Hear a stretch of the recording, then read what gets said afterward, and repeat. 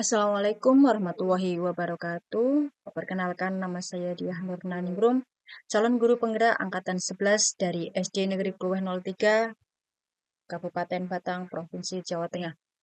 Pada kesempatan kali ini, saya akan menyampaikan tentang koneksi antar materi modul 3.1 tentang pengambilan keputusan berbasis nilai-nilai kebajikan sebagai pemimpin. Pertanyaan pemantik, bacalah kutipan ini dan tafsirkan apa maksudnya. Mengajarkan anak menghitung itu baik, namun mengajarkan mereka apa yang berharga atau utama adalah yang terbaik. Dari kutipan di atas, apa kaitannya dengan proses pembelajaran yang sedang Anda pelajari saat ini? Berdasarkan kutipan tersebut, tersirat bahwa segala sesuatu harus dipelajari dari hal yang paling mendasar dan utama, seperti apa yang disampaikan oleh Ki Hajar Dewantara, bahwa tujuan dari pendidikan adalah menuntun segala kodrat pada anak-anak agar mereka dapat mencapai keselamatan dan kebahagiaan yang setinggi-tingginya, baik sebagai manusia maupun sebagai anggota masyarakat. Salah satu hal yang penting pada pembelajaran murid adalah etika, di mana etika mengandung dari nilai-nilai kebajikan universal yang digunakan untuk mengambil sebuah keputusan. Selain nilai-nilai kebajikan, dasar dari pengambilan keputusan adalah berpihak pada murid dan harus bertanggung jawab, sehingga saat dasar-dasar pengambilan keputusan sudah dipahami dan dimengerti, maka penyelesaian suatu permasalahan akan lebih mudah dan lebih terukur. Kedua, bagaimana nilai-nilai atau prinsip-prinsip yang kita anut dalam suatu pengambilan keputusan dapat memberikan dampak pada lingkungan kita. Prinsip yang dianut dalam pengambilan keputusan diantaranya adalah berpikir berbasis hasil akhir, berpikir berbasis peraturan, dan berpikir berbasis rasa peduli. Dari ketiga prinsip tersebut disesuaikan dengan kondisi dan situasi yang sedang terjadi. Lebih daripada itu, prinsip yang digunakan dalam pengambilan keputusan harus berdasarkan nilai-nilai kebajikan. Dengan berlandaskan prinsip dan nilai kebajikan yang sesuai, maka kita akan dapat mengambil sebuah keputusan yang lebih adil dan bijaksana dengan meminimalisasi konflik lanjutan yang merupakan dampak dari keputusan yang diambil, sehingga akan memberikan dampak yang positif bagi lingkungan tempat kita berada.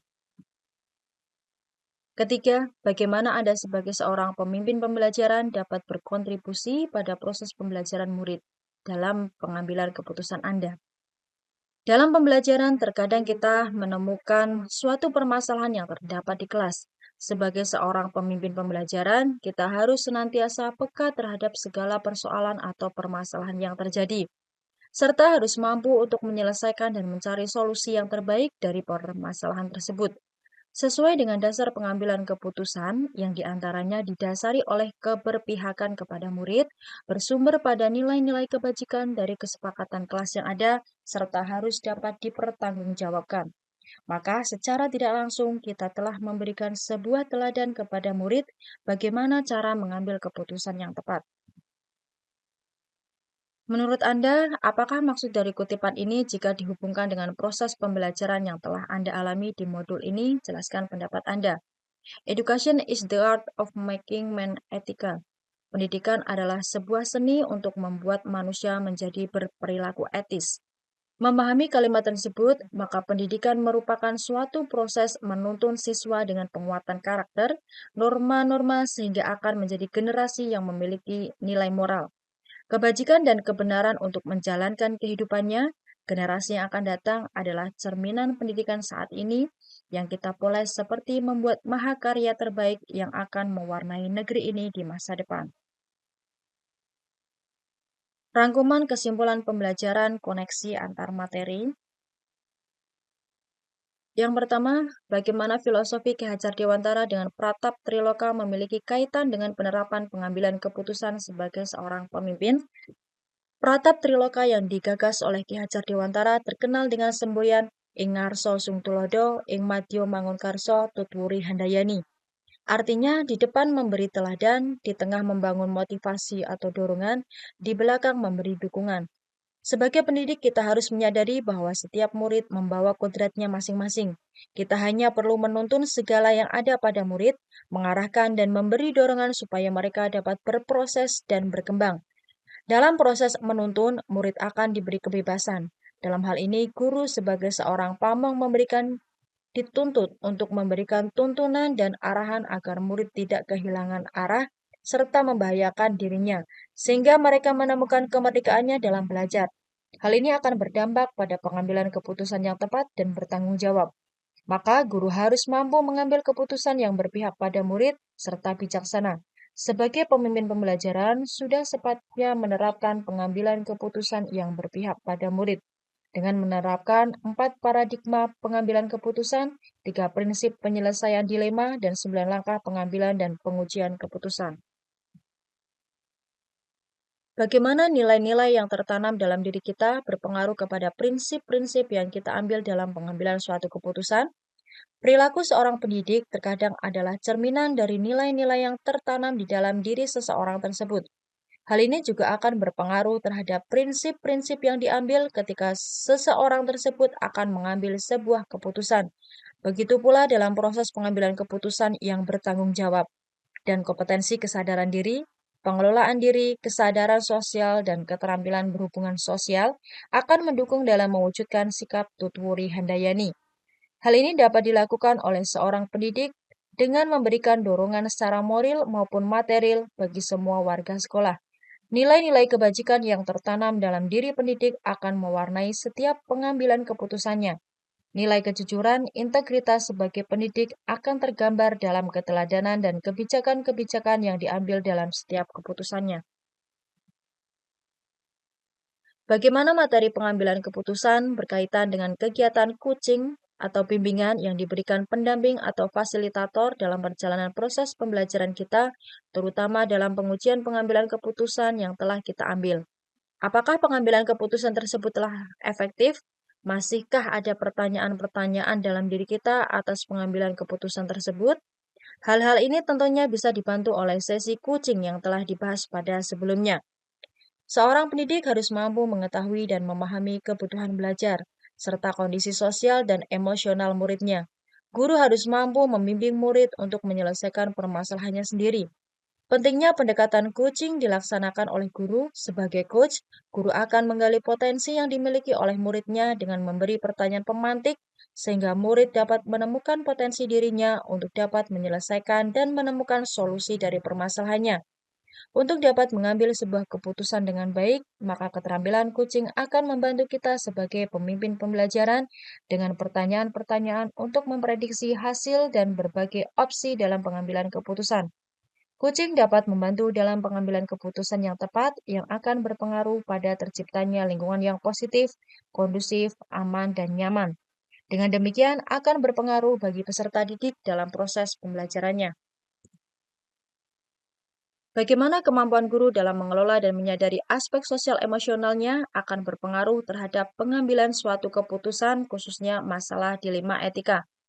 Kemampuan guru dalam mengelola dan menyadari aspek sosial dan emosional sangat mempengaruhi dalam pengambilan keputusannya. Dalam setiap pengambilan keputusan, wajib berlandaskan pada nilai-nilai kebajikan serta regulasi yang ada dengan berpedoman pada 9 langkah pengambilan dan pengujian keputusan.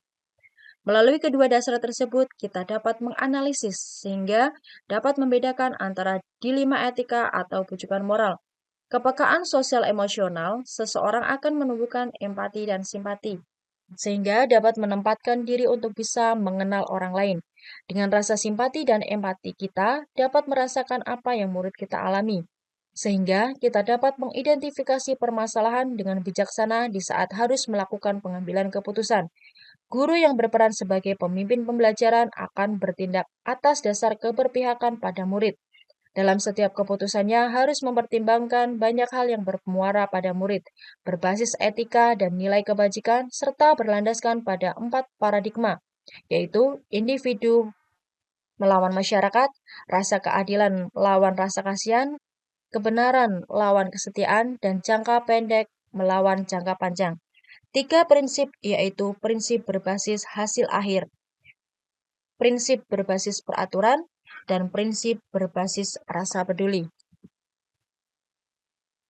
Bagaimana pembahasan studi kasus yang fokus pada masalah moral atau etika kembali kepada nilai-nilai yang dianut seorang pendidik.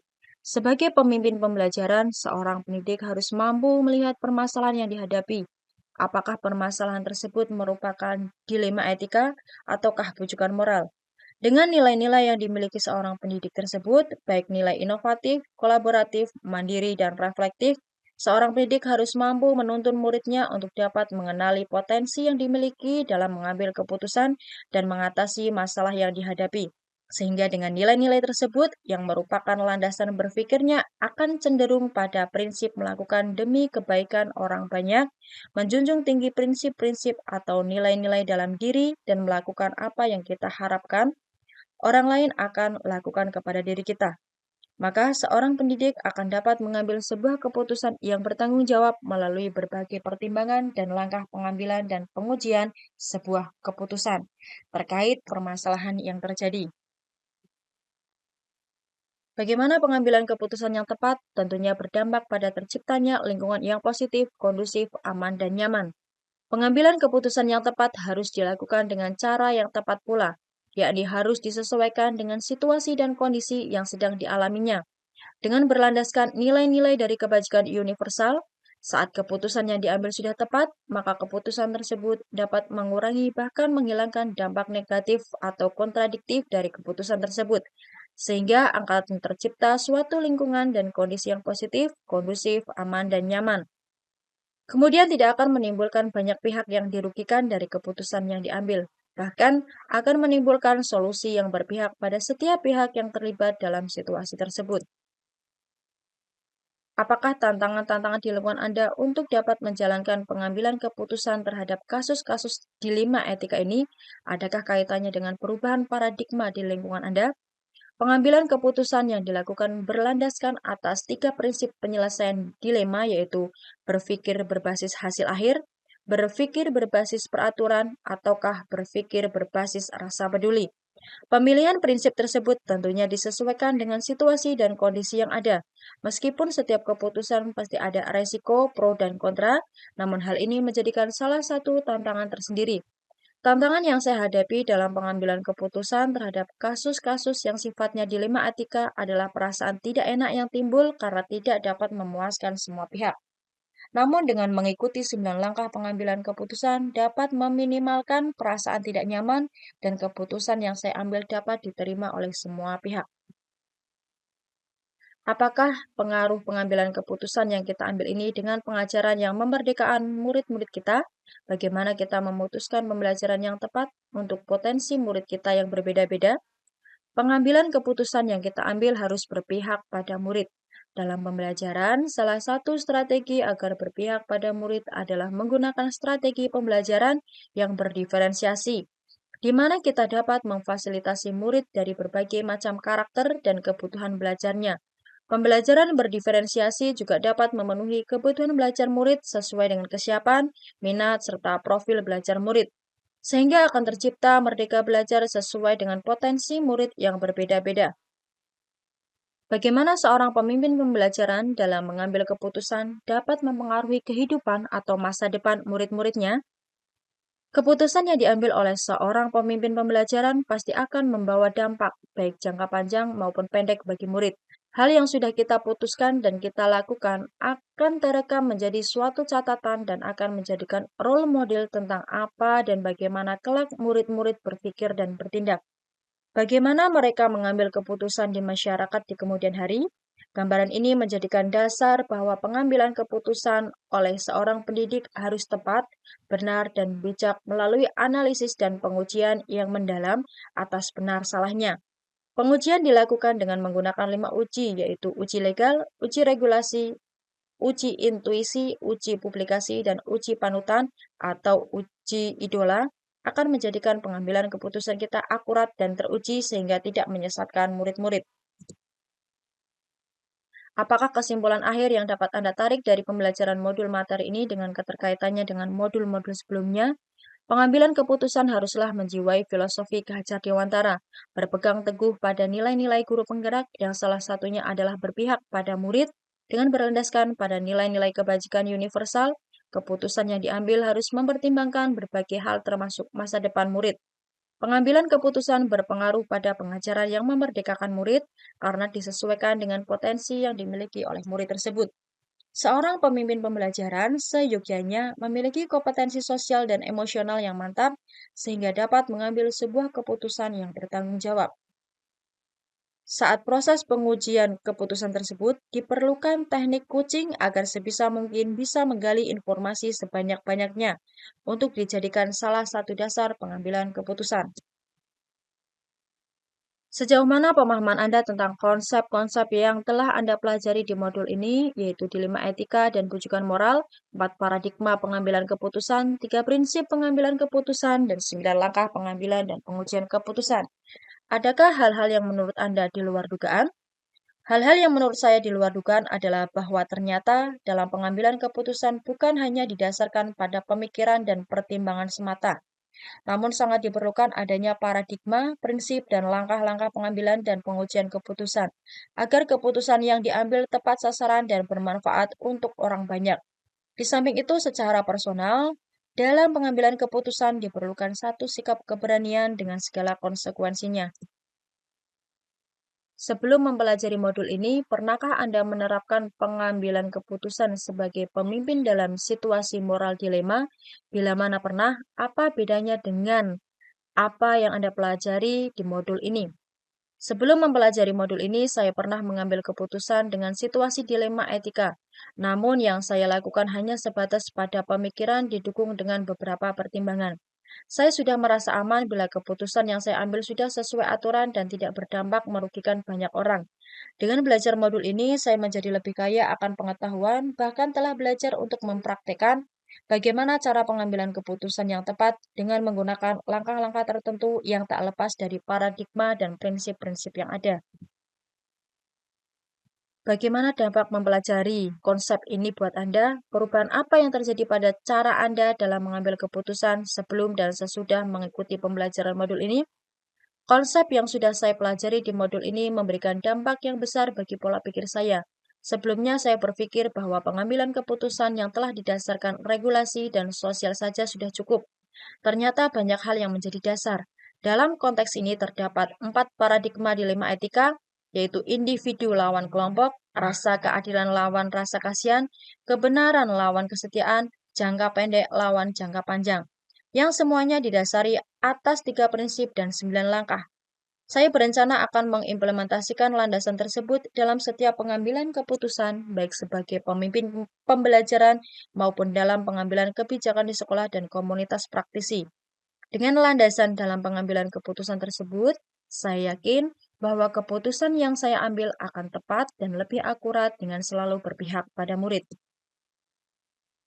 Seberapa penting mempelajari topik modul ini bagi Anda sebagai seorang individu dan Anda sebagai seorang pemimpin? Materi pada modul 3.1 ini bagi saya sangat penting dan bermakna, karena dimanapun dan sebagai apa peran kita pasti akan menjumpai permasalahan yang dituntut untuk mengambil sebuah keputusan. Dari keputusan tersebut akan dihasilkan kebijakan-kebijakan yang akan mewarnai perjalanan sekolah untuk mewujudkan merdeka belajar dan profil pelajar Pancasila. Salah satu upaya untuk mewujudkan hal itu, maka seorang guru harus memiliki keterampilan dalam pengambilan keputusan yang mengandung nilai-nilai kebajikan. Sebagai landasan dalam pengambilan keputusan tersebut, tentunya mengacu pada 9 langkah, 4 paradigma, dan 3 prinsip. Selain itu, keputusan diambil melalui 3 uji, yaitu uji intuisi berhubungan dengan berpikir berbasis peraturan, uji publikasi sebaliknya berhubungan dengan berpikir berbasis hasil akhir, yang mementingkan hasil akhir, dan uji panutan atau idola berhubungan dengan prinsip berpikir berbasis rasa peduli. Terima kasih, demikian yang dapat saya sampaikan. Salam Bapak Ibu Guru Hebat. Wassalamualaikum warahmatullahi wabarakatuh.